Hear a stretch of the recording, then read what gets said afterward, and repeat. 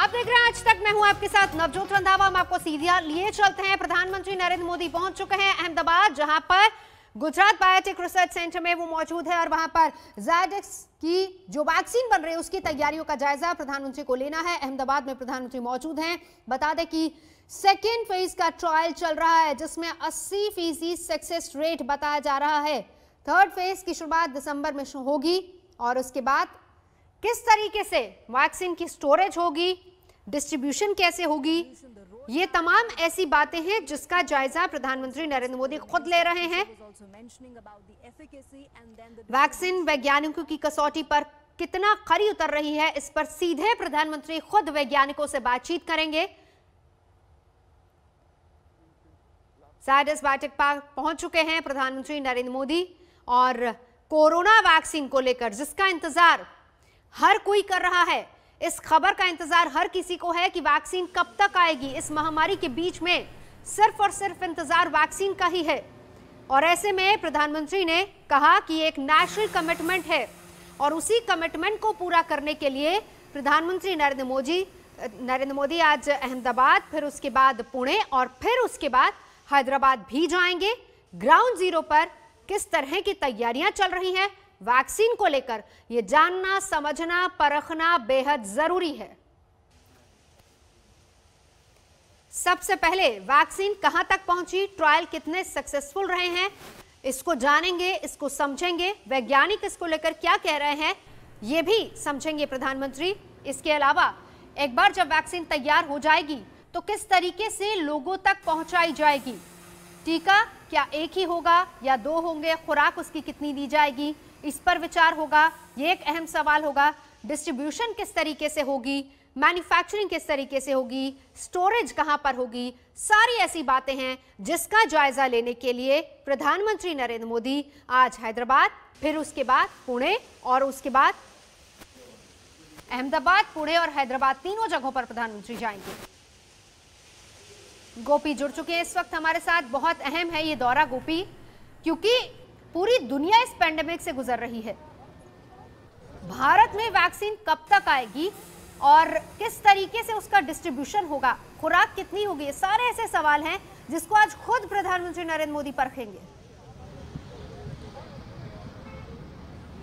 बिल्कुल, ये बहुत महत्वपूर्ण हो जाएगा आज प्रधानमंत्री का दौरा, क्योंकि खुद प्रधानमंत्री इन कंपनियों पे आए हुए हैं जो फार्मास्यूटिकल्स कंपनी है जो कि वैक्सीन बना रही है, रिसर्च कर रही है उसको लेकर, और जानेंगे कि कब तक ये वैक्सीन आएगी और ये प्री वैक्सीन होगी या पोस्ट वैक्सीन होगी, ये भी बहुत महत्वपूर्ण हो जाएगा। अगर पोस्ट वैक्सीन होगी तो इसका मतलब ये होता है कि कोविड होने के बाद ही वो इंजेक्ट की जाएगी, लेकिन अगर प्री वैक्सीन होगी तो ये सारे लोगों को दी जाएगी। और सबसे महत्वपूर्ण अगर बात की जाए भारत बायोटेक की वैक्सीन, क्योंकि प्रधानमंत्री यहाँ पे ज़ायडस पहुंचे, उसके बाद हैदराबाद भारत बायोटेक भी जा रहे हैं, तो भारत बायोटेक की जो वैक्सीन है उसका सेकेंड ट्रायल जो है वो शुरू हो चुका है और अहमदाबाद के गोपी, बहुत अहम बात जिसका जिक्र आपने यहाँ पर किया, दो शब्दों का, प्री या फिर पोस्ट। अगर इसको हम समझना चाहें तो जो जानकारी आपके पास आई है, प्री का मतलब समझाइए, पोस्ट का मतलब समझाइए, क्योंकि हालांकि इसको लेकर भी वैज्ञानिकों से खुद प्रधानमंत्री बात करेंगे, लेकिन प्री और पोस्ट में क्या अंतर रहने वाला है? बिल्कुल, जो प्री वैक्सीन होगी नवजोत, यानी प्री वैक्सीन एक आम आदमी को भी दी जाएगी और वो वैक्सीन ऐसी होगी जो कि हर किसी के लिए होगी, यानी आपको अगर कोविड नहीं हुआ है और आपको वैक्सीन देना है तो आप उससे बचेंगे। जैसे पोलियो का वैक्सीन होता है, पोलियो का वैक्सीन बच्चों को दिया जाता है, 1 से 5 साल की उम्र में दिया जाता है ताकि पोलियो ना हो। तो प्री वैक्सीन भी उसी तरीके की होगी कि पहले ही दी जाएगी, जैसे ही वैक्सीन लॉन्च होगी तुरंत हर किसी को ये वैक्सीन दी जाएगी ताकि उनको कोविड ना हो। और पोस्ट वैक्सीन यानी अगर एक बार किसी को कोविड हुआ है और उसका ट्रीटमेंट चल रहा है तो उसी दौरान ये वैक्सीन दी जाएगी ताकि जो एंटीबॉडीज है वो इस हिसाब से डेवलप हो जाए कि दोबारा से कोविड ना हो। क्योंकि अहमदाबाद में हमने ऐसे करीब 13 ऐसे केसेस सामने आए जिनको एक बार मार्च या अप्रैल के अंदर कोरोना हो गया था और उसके बाद अब एक बार फिर 6 महीने के अंदर दोबारा से एक बार फिर उनको कोरोना हुआ है। तो कहीं ना कहीं जो कोरोना का ये माना जाता रहा था कि हर्ड इम्यूनिटी डेवलप हो जाती है, दोबारा कोरोना नहीं हो सकता है, लेकिन हर्ड इम्यूनिटी भी डॉक्टर के हिसाब से 4 महीने तक ही रहती है और दोबारा से 4 महीने बाद एक बार फिर कोरोना हो सकता है। तो वैसे में पोस्ट वैक्सीन होती है वो बहुत महत्वपूर्ण हो जाएगी, यानी एक बार कोरोना हो गया है उनको ये वैक्सीन दी जाएगी और उसके बाद उनको दोबारा से कभी कोरोना नहीं हो सकता है। यानी जो सबसे पहले अगर बात की जाए तो इसका डिस्ट्रीब्यूशन सिस्टम भी है वो भी काफ़ी महत्वपूर्ण हो जाएगा कि अगर पोस्ट वैक्सीन होती है तो पोस्ट वैक्सीन मेडिकल स्टाफ जो कि एक बार कोरोना इन्फेक्टेड हुआ है तो उन लोगों के लिए ये बहुत महत्वपूर्ण हो जाएगी। साथ ही जो लोग कोरोना ग्रस्त हुए थे और एक बार फिर ठीक हो गए तो उनके लिए भी काफ़ी असरकारक रहेगी। लेकिन साथ ही जो अलग अलग कंपनियां, अलग अलग फार्मास्यूटिकल कंपनियां हैं वो भी इसको लेकर रिसर्च कर रही है और कई सारी ऐसी कंपनीज हैं जिन्होंने प्लाज्मा, जो आर्टिफिशियल प्लाज्मा है उसको लेकर भी वैक्सीन को डेवलप किया है। और खास करके अगर जाइडस की बात की जाए तो जाइडस ने कोरोना के डीएनए, क्योंकि कोरोना का एक डीएनए इन्वेंट किया गया कि कोरोना का ये श्रृंखला है उसकी और ये उसका डीएनए है, तो डीएनए को नज़र में रखते हुए ये वैक्सीन को डेवलप किया है ताकि ये काफ़ी एक्यूरेसी रहे। इसकी जो एक्यूरेसी है वो बहुत ज़रूरी है कि ऐसा ना हो कि आज वैक्सीन दे दिया 6 महीने बाद दोबारा से कोरोना हो जाए, तो इसकी एक्यूरेसी भी बहुत ज़रूरी है। तो फार्मास्यूटिकल्स कंपनीज जो है वो सारी इसी तरीके की वैक्सीन डेवलप कर रही है और ख़ास करके अगर भारत बायोटेक की वैक्सीन की बात की जाए जिसका ट्रायल फिलहाल चल रहा है तो वो वैक्सीन जो है वो 21 दिन के अंदर 2 बार देनी रहती है और 1 साल तक जिसे वैक्सीन दी जाती है उसको मॉनिटर किया जा रहा है कि कहीं उसको किसी भी दूसरे इन्फेक्शन तो नहीं हुए, क्या उनकी बॉडी में किसी दूसरे प्रकार के चेंजेस नहीं हो। ये सारी चीजें प्रधानमंत्री आज समझेंगे ये सारी चीजों को और साथ ही एक रिव्यू होगा कि कौन सी वैक्सीन कब तक आ पाएगी। नवजोत, बिल्कुल, लोगों तक किस तरीके से वैक्सीन पहुंचेगी और किस तरह की आगे की योजना रहेगी इसको लेकर प्रधानमंत्री खुद पहुंचे हैं जायजा लेने के लिए। लेकिन हम आपको ये भी सुनवाते हैं कि जब मुख्यमंत्रियों के साथ प्रधानमंत्री ने बैठक की थी तो वैक्सीन को लेकर किस तरीके से सरकार की कमिटमेंट के बारे में जिक्र किया था उन्होंने। साथियों, कोरोना के खिलाफ अपनी लड़ाई में हमने शुरुआत से ही एक एक देशवासी का जीवन बचाने को प्राथमिकता दी। अब वैक्सीन आने के बाद भी हमारी प्राथमिकता यही होगी कि सभी तक कोरोना की वैक्सीन पहुंचे, उसमें तो कोई विवाद हो ही नहीं सकता है। लेकिन कोरोना की वैक्सीन से जुड़े भारत का अभियान अपने हर नागरिक के लिए एक प्रकार से नेशनल कमिटमेंट की तरह है। इतना बड़ा टीकाकरण अभियान स्मूथ हो, सिस्टमेटिक हो और सस्टेन हो, ये लंबा चलने वाला है। हम सभी को, हर सरकार को, हर संगठन को एकजुट होकर के कोऑर्डिनेशन के साथ एक टीम के रूप में काम करना ही पड़ेगा। साथियों, वैक्सीन को लेकर भारत के पास जैसा अनुभव है वो दुनिया के बड़े बड़े देशों को भी नहीं है। हमारे लिए जितनी जरूरी है स्पीड है उतनी ही जरूरी है सेफ्टी भी है। भारत जो भी वैक्सीन अपने नागरिकों को देगा वो हर वैज्ञानिक कसौटी पर खरी होगी। जहां तक वैक्सीन के डिस्ट्रीब्यूशन की बात है तो उसकी तैयारी भी आप सभी राज्यों के साथ मिलकर के की जा सके रही है।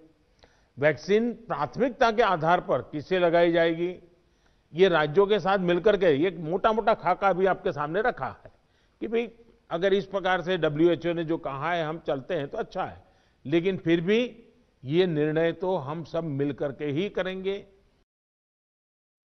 तो एक बड़ी प्लानिंग है, राज्यों के साथ मिलकर ही इसको आगे लागू किया जाएगा। लेकिन बहुत अहम बात जो प्रधानमंत्री ने कही है वो भी लगातार हम आपको बता रहे हैं। उन्होंने कहा कि सेफ्टी भी बहुत जरूरी है और ये एक नेशनल कमिटमेंट है। और इस बीच एम्स के डायरेक्टर क्या कह रहे हैं वैक्सीन को लेकर वो भी सुन लीजिए। एस्ट्राजेनेका जो भारत में भी वैक्सीन उसकी बन रही है सीरम इंस्टीट्यूट से, उनका भी डेटा आया है कि उनकी वैक्सीन जो है 70 to 90% उसकी एफिकेसी है। हम पहले देख चुके हैं कि जो मॉडर्ना की वैक्सीन है और फाइजर की वैक्सीन है 90 to 95% एफिकेसी है। बहुत इंकरेजिंग डेटा है कि जो वैक्सीन आ रही है वो बहुत इफेक्टिव रहेंगी।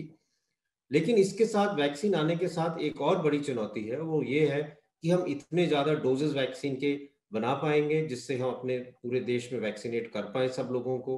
वो सारी जो सप्लाई चेन है उसको हम कैसे बना पाएंगे, क्योंकि फैक्ट्री से जब वो वैक्सीन बनेगी तो उसका एक कोल्ड चेन मेंटेन करके हर एक शहर हर एक गांव में वैक्सीन पहुंचनी चाहिए। हमें लाइन लिस्ट बनानी पड़ेगी कि जो हाई रिस्क ग्रुप है उनको उनकी लिस्ट हो कि उनको वैक्सीन मिले, और जो लोग हैं जिनको इन्फेक्शन के ज्यादा चांसेस हैं जैसे हेल्थ केयर वर्कर्स हैं, फ्रंट लाइन वर्कर्स हैं, उनकी लिस्ट हो कि उनको वैक्सीन पहले मिले। उसके साथ साथ ट्रेन करना पड़ेगा लोगों को कि वो प्रॉपरली वैक्सीनेट कर पाए, तो एक पूरा ट्रेनिंग ऑफ वैक्सीनेटर्स की जरूरत पड़ेगी। और साथ में वैक्सीन के साथ हमें सिरिंज, नीडल और जो साथ में चीजें चाहिए होती उसके भी उतनी ही मात्रा चाहिए होगी। दूसरी चीज ये है कि जो वैक्सीन है ये 2 डोजेस में आएंगी, एक पहला डोज और उसके कुछ हफ्ते बाद दूसरा डोज लगेगा, तो बूस्टर डोज भी साथ में लगेगा। तो उसकी पूरी तैयारी की पहला डोज कब लगेगा, पूरा उसको लाइन लिस्टिंग हो, इसमें भारत सरकार का ऑलरेडी काम शुरू हो गया है, पूरा इसमें काम चल रहा है कि जैसे जैसे वैक्सीन तैयार होगी उसकी स्टॉक पाइलिंग भी चल रही है, तो जैसे उसकी रेगुलेटरी अथॉरिटी से क्लियरेंस मिलेगी तो एकदम ये रोल आउट हो पाए। राज्यों के साथ मिलकर आगे की रणनीति भी बनाई जाएगी। और आपने सुना किस तरीके से रणदीप गुलेरिया जो कि एम्स के डायरेक्टर है वो भी बता रहे थे कि एक सप्लाई चेन और उसको किस तरीके से मेंटेन करना ये भी बहुत अहम होगा। गोपी भी हमारे साथ इस वक्त जुड़ चुके हैं। गोपी, ये सारी चीजें हैं जिसमें एक तरफ वैज्ञानिक, डॉक्टर सब लगे हुए हैं, लेकिन फ्रंट लाइन पर खुद आगे जाकर प्रधानमंत्री जायजा ले रहे हैं, और इसकी सबसे बड़ी वजह यह है क्योंकि पूरी दुनिया इस पैंडेमिक से जूझ रही है। बिल्कुल नवजोत, पूरी दुनिया इस पैंडेमिक से जूझ रही है और हर किसी को इंतजार है कि वैक्सीन आ जाए। और अगर खास करके बात की जाए आत्मनिर्भर वैक्सीन की, क्योंकि इंडिया 3 अलग अलग वैक्सीन जो है वो डेवलप्ड हो रही है इंडिया के अंदर, और प्रधानमंत्री ये तीनों जो इंडियन कंपनीज हैं उनके साथ मिलके ये सारी बातचीत और रिव्यू करने वाले हैं।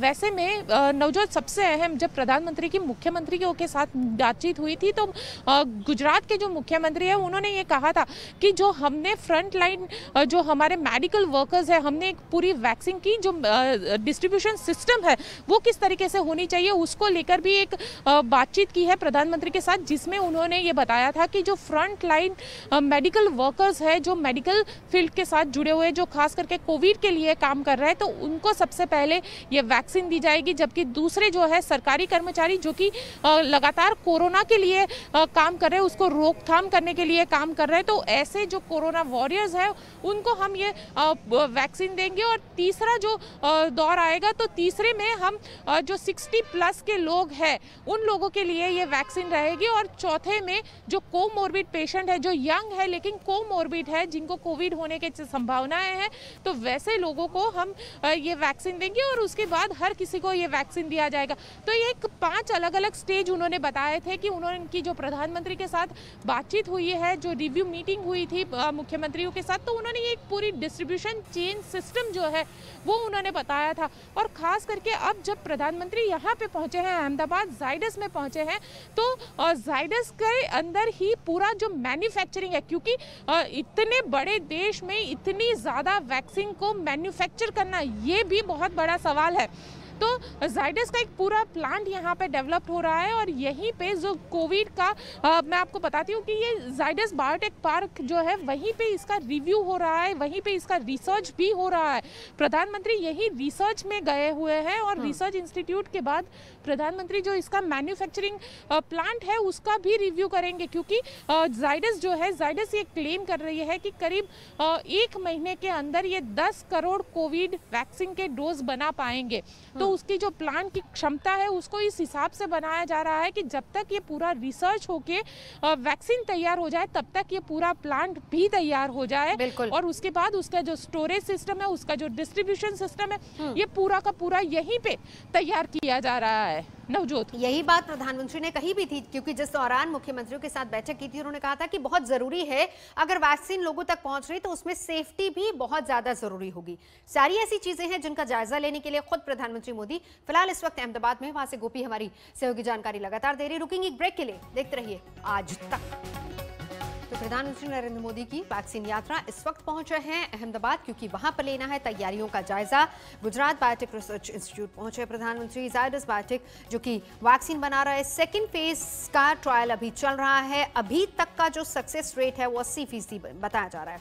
इस बीच बहुत अहम होगा तमाम ऐसे पहलुओं पर चर्चा करना, विचार करना, जिसका जिक्र खुद प्रधानमंत्री पहले कर चुके हैं कि वैक्सीन मतलब एक नेशनल कमिटमेंट ऐसे पैंडेमिक में। दूसरी बड़ी बात, वैज्ञानिकों से चर्चा करेंगे, बात करेंगे कि आखिर ये कितनी खरी उतरी है और इसके अलावा किस तरीके से इसका डिस्ट्रीब्यूशन होगा, कैसे ये जनता तक, लोगों तक पहुंचाई जाएगी। गोपी हमारे साथ इस वक्त जुड़ चुके। गोपी,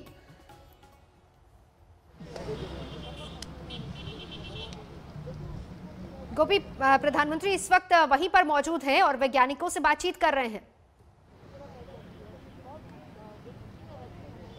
बिल्कुल नवजोत, जो दृश्य आप देख रहे हैं, प्रधानमंत्री वैज्ञानिकों के साथ बातचीत कर रहे हैं। यहाँ पे जो रिसर्च इंस्टीट्यूट है, पिछले करीब मार्च अप्रैल से लेकर यहाँ पे एक पूरा रिसर्च हो रहा है कोरोना वैक्सीन को लेकर कि किस तरीके से वैक्सीन को बनाया जाए ताकि वो कारगर साबित हो। तो उसके लिए जो वैज्ञानिक है उनके साथ प्रधानमंत्री की ये 1-to-1 मीटिंग चल रही है। मैंने जैसे ही आपको पहले बताया कि पोस्ट वैक्सीन, प्री वैक्सीन, इसको लेकर भी चर्चा होगी, क्योंकि बेहद ज़रूरी है कि ये प्री वैक्सीन हो किया ताकि सारे लोगों को सुरक्षित किया जाए।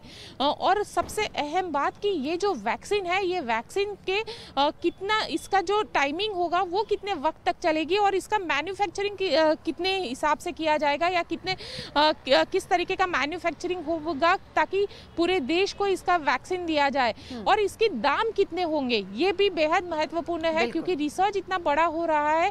और जो यहाँ पे जायडस का जो बायोटेक पार्क है, यहाँ पे उसका मैन्युफैक्चरिंग को लेकर भी सारी चीजें तैयार की गई है।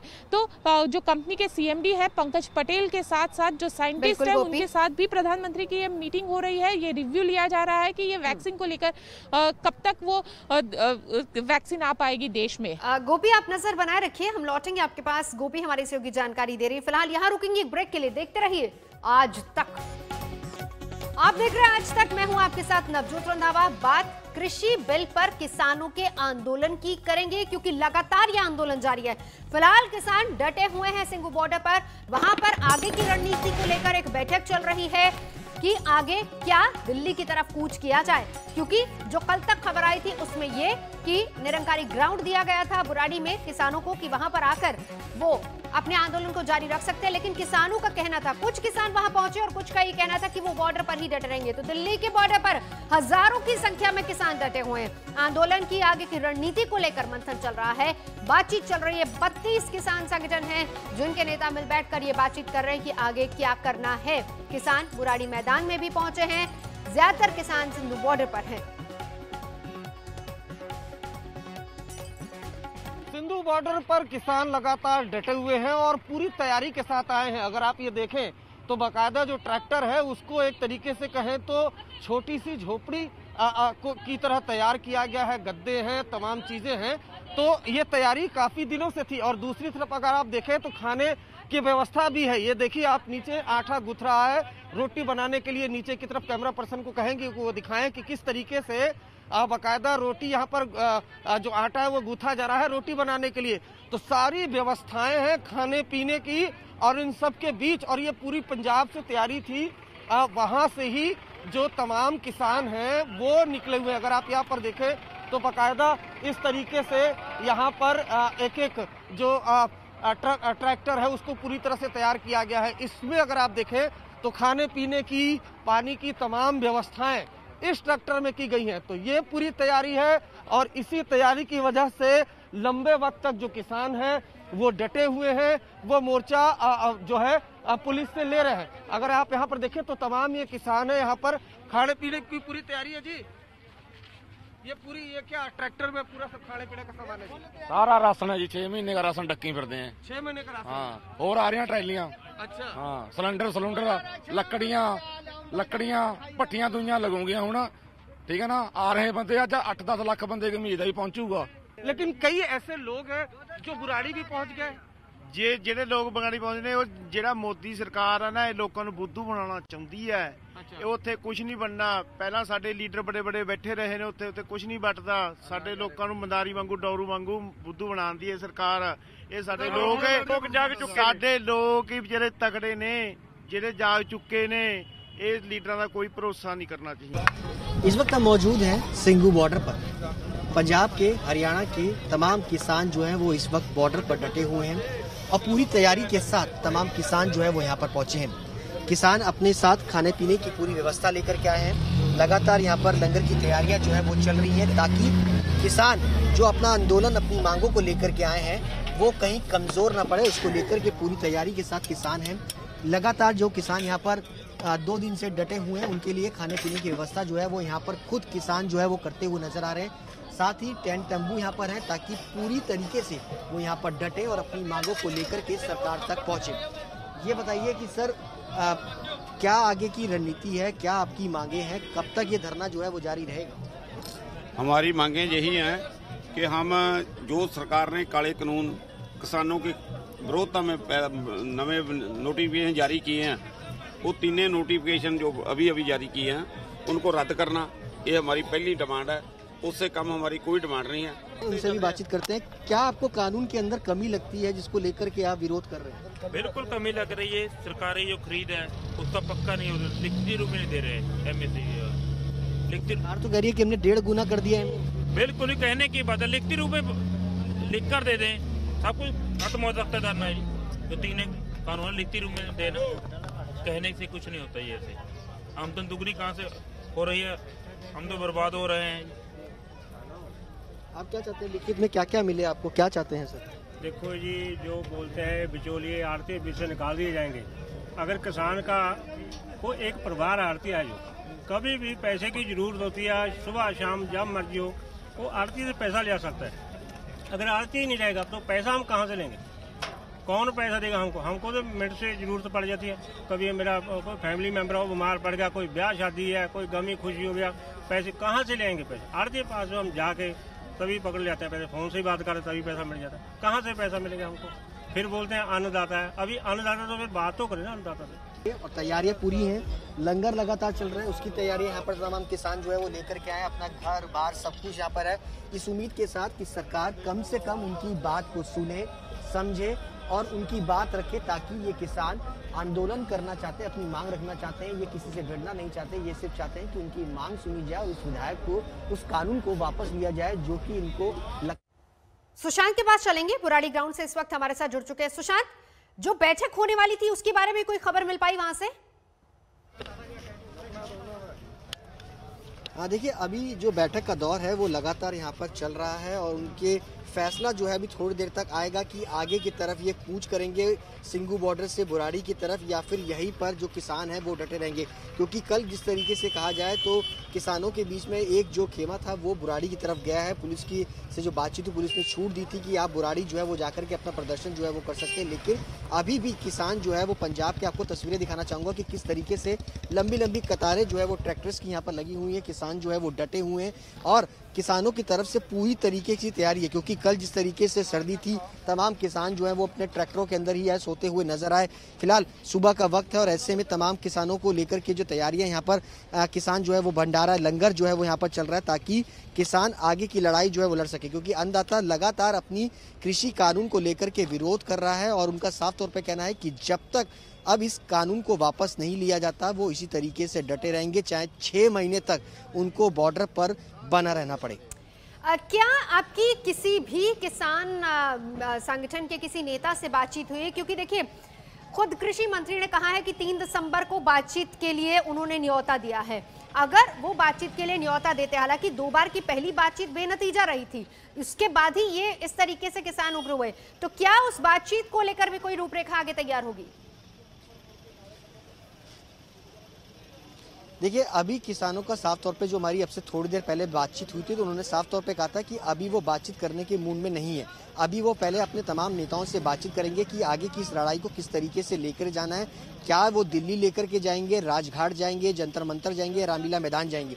उसके बाद ही ये फैसला होगा कि आगे की लड़ाई जो है वो किस तरीके से सरकार से बातचीत करके की जाए, या किस तरीके से जो मंत्री हैं, तमाम जो सरकारी लोग हैं, वो यहाँ पर आकर के उनसे बातचीत करें। ये फैसला जो है वो बाद में लिया जाएगा, लेकिन पहले तैयारी इसी बात को लेकर के है कि कैसे आगे की लड़ाई को आगे लेकर के जाया जाए।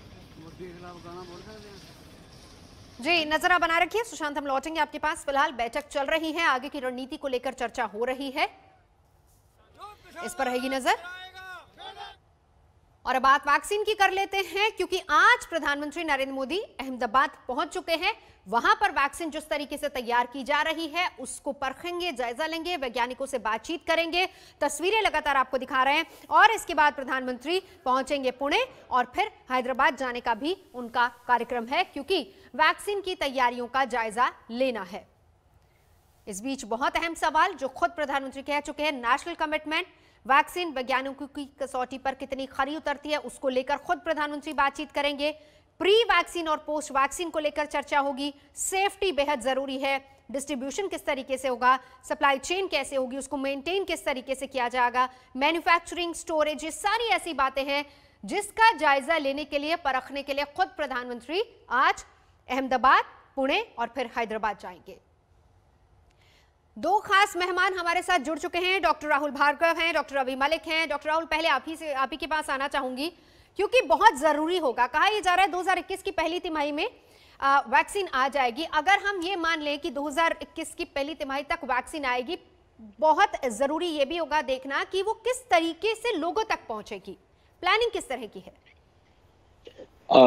डेफिनेटली क्योंकि सबसे ज्यादा जरूरी इस बात को समझना है कि वैक्सीन की एफिकेसी क्या है, वैक्सीन कौन सी वाली वैक्सीन कितनी डोजेज में, कितने स्टोरेज फॉर्म पे हो सकती है। अगर हम एक जायजा लें, जैसे फाइजर की वैक्सीन -80 डिग्री की जरूरत है, स्पुतनिक वैक्सीन जो डॉक्टर रेड्डीज के साथ डेवलप हो रही है उसके लिए -18 की जरूरत है। एस्ट्राजेनेका की वैक्सीन जो है वो 2 से 8 डिग्री के बीच में रखनी है। यही एक बहुत बड़ा चैलेंज है आफ्टर एफिकेसी कि लास्ट माइल तक कैसे पहुंचाया जाएगा। एक एफिकेसी की प्रॉब्लम है, दूसरा सप्लाई चेन की प्रॉब्लम है, और तीसरा नंबर ऑफ वैक्सीन डिलीवरी की प्रॉब्लम है कि भारत जैसे देश में जो सबसे बड़ा वैक्सीन निर्माता है पूरे विश्व के लिए, कितनी वैक्सीन एक महीने में बन पाएंगी सो दैट हम ज्यादा से ज्यादा पॉपुलेशन को कवर कर पाए। बिल्कुल। डॉक्टर रवि मलिक, डिस्ट्रीब्यूशन को लेकर भी चर्चा होगी, क्योंकि देखिए एक बार वैक्सीन बन गए और फिर उसके बाद फेजेस में कहां पर सबसे पहले किसको दी जाएगी, कितनी खुराक दी जाएगी, सारे ऐसे क्वेश्चंस हैं। वैक्सीन का इंतजार तो देश कर ही रहा है, लेकिन ये भी ऐसे सवाल हैं जिनका जवाब मिलना जरूरी होगा। देखिए, हम लोग जब भी वैक्सीन के बारे में सोचते हैं, हम ये सोचते हैं वैक्सीन हाथ में आई, बस काम हो गया। 130 करोड़ यानी 1300 मिलियन लोगों को वैक्सीनेट करते करते अगर हमारी सारी डिस्ट्रीब्यूशन चैनल्स भी सब ठीक है, मास मैन्युफैक्चरिंग भी इन प्लेस है, उसको तब भी वैक्सीनेट करते करते कम से कम 1 से 2 साल लगेंगे, क्योंकि 1300 मिलियन की पॉपुलेशन तक वैक्सीन पहुंचाना, डिस्ट्रीब्यूट करना, उनको वैक्सीन देना कोई सिंपल चीज नहीं है। और आज पीएम मोदी का ये बहुत अच्छा स्टेप है, जिसमें कि वो ये देखना चाहेंगे क्या चैलेंजेस आ रहे हैं मैन्युफैक्चरिंग में। पहले तो मैन्युफैक्चरिंग फास्ट हो और फटाफट से हमारे को वैक्सीन हाथ में आए, क्या चैलेंजेस आ रहे हैं उसकी डेवलपमेंट के लिए, या क्या चैलेंजेस और क्या स्ट्रेटजी बनानी चाहिए। तो ये एक बहुत बड़ा एक तरह से आग पर घी का काम करेगा, जिसमें कि पीएम मोदी खुद पर्सपेक्टिव लेंगे तो शायद ये प्रोसेस और ज्यादा तेज हो जाए। तो उनकी विजिट तीनों जगह पर, चाहे वो अहमदाबाद हो, चाहे हैदराबाद हो, चाहे पुणे हो, सीरम इंस्टीट्यूट हो गया, भारत बायोटेक हो गया और जाइडस कैडिला हो गया, इन सबको विजिट करने का पर्पस ही ये है to see any road blocks, to see any challenges, और अगर जो भी चैलेंजेस हैं उनको हम फटाफट से ओवरकम करें, ताकि वैक्सीन ही हमारे सामने एक विकल्प है जिससे हमारी हर्ड इम्यूनिटी बड़ी हो सकती है और हम पैंडेमिक से निजात पा सकते। बिल्कुल। गोपी भी हमारे साथ है। गोपी, मैं लौटती हूँ जरा एक सवाल डॉक्टर राहुल आपसे, क्योंकि अगर हम डॉक्टर रवि मलिक की इस बात को लेकर आगे बढ़ाएं, जैसा उन्होंने कहा कि 1 से 2 साल का वक्त लग जाएगा अगर हम कहें कि हर किसी तक वो वैक्सीन पहुंचेगी, यानी जो आम नागरिक की भाषा में अगर कहें कि हम कह रहे हैं कि वैक्सीन आ गई तो इसका मतलब पैंडेमिक खत्म, मतलब एक इंजेक्शन या फिर एक खुराक अगर किसी को मिल गई तो मास्क और सोशल डिस्टेंसिंग की जरूरत नहीं, इसको हम मानकर चलें कि ये अब ताउम्र हमारे साथ रहेगा? मैं आपके चैनल के माध्यम से पहले बात बिल्कुल क्लियर कर दूं कि वैक्सीन का ये मतलब नहीं है कि पैंडेमिक खत्म हो गया, क्योंकि वैक्सीन की एफिकेसी अभी भी जानना कि उसकी इम्यूनिटी कितने दिन तक परसिस्ट करेगी, ये एक बहुत बड़ा अहम सवाल है। हमने जिस तरीके से 8 महीने में वैक्सीन को कंप्रेस करके इजाद किया है, क्या वो साल भर चलेगी? क्या इन्फ्लुएंजा की तरह हर साल देनी पड़ेगी? क्या वो 6 महीने चलेगी? ये आने वाला समय ही वक्त बता पाएगा कि सवालों के जवाब क्या मिलते हैं। तो इसलिए ये जरूरी नहीं है कि वैक्सीन मिल गई तो पैंडेमिक खत्म हो गया और मास्क को हमने हवा हवाई कर दिया। नहीं, पैंडेमिक अभी खत्म नहीं हुआ है, वैक्सीन सिर्फ एक स्टेप आगे बढ़ा है उस पैंडेमिक को जीतने के लिए। दूसरी इंपॉर्टेंट चीज बात यह है कि जब वैक्सीन की बात होती है तो डायरेक्ट इम्यूनाइजेशन होता है और एक इनडायरेक्ट होता है कि हम आसपास का सुरक्षा चक्र ऐसा बना दें कि वो इन्फेक्शियस ना रहे। अभी तक जो स्ट्रैटेजी रहेगी पहले 1 वर्ष के अंदर, डायरेक्ट बेनिफिशियरी की स्ट्रैटेजी रहेगी कि जो सबसे ज्यादा लोग जो जिनको हो सकता है कोरोना, उनको ही वैक्सीन दी जाएगी। उसमें एल्डरली लोग हैं और डॉक्टर हैं।